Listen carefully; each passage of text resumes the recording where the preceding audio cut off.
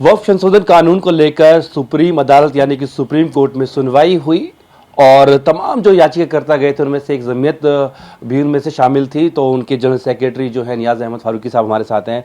आप supreme court गए, notice issue कर दिया लेकिन कानून पर रोक अभी नहीं लगाई है, उससे इनकार कर दिया कोर्ट ने फिलहाल के लिए। ने तो अभी नोटिस इशू किया है, न कानून पे रोक लगाई है। इसका ऑर्डर जो है वो कल होगा। तो कानून पे तो रोक लगाने के बजाय जो उसमें 2-3 मेन बिंदु हैं, उसमें सबसे पहले एक वक्फ बाई यूज़र का था कि वक्फ बाई यूज़र को डीनोटिफाई अगर करेंगे तो मुल्क के अंदर प्रॉब्लम पैदा होगी। तो उन्होंने ये कहा कि इसके बारे में हम कल वो करेंगे कि जो पहले से ऑलरेडी वक्फ बाई यूज़र चल रहे हैं उनको डीनोटिफाई नहीं किया जाए, उनकी जो भी स्टेटस को है उसके बारे में वो वो करेंगे। दूसरी ये जो वक्फ बोर्ड का कॉन्स्टिट्यूशन था कि उसमें गठन को लेकर होने चाहिए, तो उसमें तो साफ कर दिया उन्होंने कि गैर मुस्लिम 2 होंगे। अब तो ठीक है, ये तो तुषार मेहता साहब ने किया। हाँ, उनका एफिडेविट देने को तैयार हैं। वो एफिडेविट देने को तैयार हैं।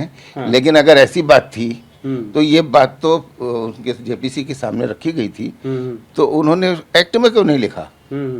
तो कोर्ट का ये कंसर्न है। कोर्ट उनसे बार बार ये सवाल पूछती रही और अभी भी पूछ रही है, जिसकी वजह से कल पे इशू गया कि अगर ऐसी बात है तो आपने इसमें क्यों नहीं लिखा ऐसे। तो अब तो थोड़ी तसल्ली मिली होगी। तसल्ली की इसमें सवाल नहीं है, इसमें देखिए कानून का सवाल है। हाँ। मेरी और आपकी तसल्ली से इसमें कुछ नहीं होता। इंसाफ का क्या तकाजा है, कॉन्स्टिट्यूशन के क्या प्रोविजंस हैं, वो कॉन्स्टिट्यूशन इस मुल्क में सरकार उसको फॉलो करती है या नहीं करती, ये बड़े क्वेश्चंस हैं। इसमें मेरे और आपकी तसल्ली होने से न होने से तो कोई फर्क नहीं पड़ता। तुषार मेहता साहब ने ये भी कहा कि वक्फ का पंजीकरण तो 1955 के कानून में भी था। देखिए अभी तो इसके अंदर एक सबसे मेन सवाल जो अभी आप मिस कर रहे हैं कि आखिर में क्या हुआ। आखिर में जो सालवे साहब है तो बड़े सीनियर लॉयर हैं, कोई ऐसी तो बात है नहीं। उन्होंने ये बात रखी कि साहब ये 1955 का जो एक्ट है वो ऑलरेडी जो है 1954 का जो एक्ट है वो ऑलरेडी कोर्ट में चैलेंज्ड है एज इट इज। तो उसको ऊपर भी इसको फाइनल कल फैसला हो जाए इस अमेंड पे भी और उस एक्ट के ऊपर। तो कोर्ट ने उसे एक्सेप्ट किया कि ठीक है। कोर्ट ने ये पूछा कि कुछ जो ऐसे मस्जिदें हैं 14वीं 15वीं शताब्दी की पहले की, उनके कागजात कहाँ से लाएंगे, कैसे रजिस्ट्रेशन होगा, आपके कंसर्न को रखा। असल में वही कंसर्न है। कोर्ट तो थ्रू आउट जो है इस पूरी हियरिंग के अंदर आप देखेंगे तो 99% जो था उनका कंसर्न वक्फ बाई यूज़र था।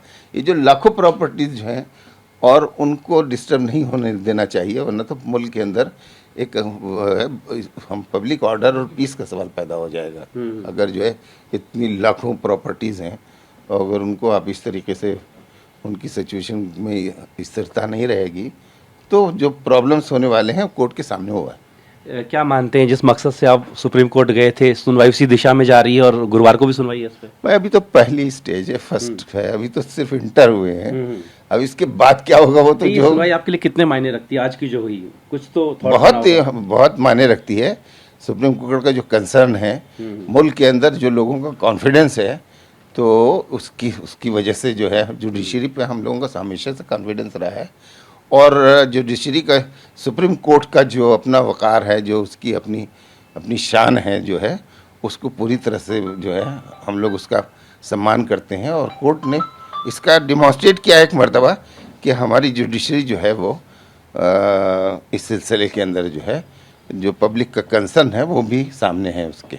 एक बार को लगा कि कोर्ट अंतरिम आदेश दे ही रहा है, फिर आखिर में उन्होंने कहा कि अब चलो आगे के लिए वापस लेते हैं इसको। क्योंकि कोर्ट का मतलब इस मौके पर जो मुल्क के अंदर जो सिचुएशन है वो कोर्ट उसको और ज़्यादा नहीं एग्रीवेट नहीं करना चाहते। जो ऑलरेडी हमारे समाज में जो डिवीज़न हो रहा है उस डिवीज़न को बढ़ाना नहीं चाहते। तो इसलिए उन्होंने जो उनका पूरा एटीट्यूड था कि इसके ऊपर किस तरह कंसेंसस हो जाए, दोनों साइड में सहमति बन जाए। तो कोर्ट ने वो कोशिश, देखिए सबसे पहले कोर्ट में तरीका यही होता है कि पहले कंसेंसस की कोशिश की जाती है। तो उस कोर्ट ने वो कोशिश की है। तो हमें भी इस बात पे कोई ऑब्जेक्शन नहीं है, हमें कोई ऐसी वो नहीं थी कि नहीं साहब नहीं अभी फैसला कर दिए जो है कल फैसला करेंगे, कल ठीक है। हम समझते हैं कि हम गुड फेथ में हम बिलीव करते हैं सुप्रीम कोर्ट पे, तो जो फैसला होगा देखा जाएगा। एक अहम बात और कोर्ट ने कही जो मुर्शिदाबाद में उसको लेकर गहन चिंता जो है कोर्ट ने उस पर जताई है। देखिए वायलेंस के बारे में तो चिंता होनी ही चाहिए। अब वो किस स्टेट तक है और उसका क्या पॉलिटिकल रेमिफिकेशंस कहते हैं मैं उसके बारे में नहीं कुछ कह सकता, लेकिन कंसर्न तो सबका है। चलिए, बात करने शुक्रिया। बहरहाल इस मामले में गुरुवार को भी सुनवाई जारी रहेगी और तमाम जो पक्षकार हैं वो अपने अपने पक्ष की दलीलें जो हैं गुरुवार को भी जारी रखेंगे। वीडियो सहयोगी मनीष भल्ला के साथ जितेंद्र भाटी, टीवी भारतवर्ष, दिल्ली।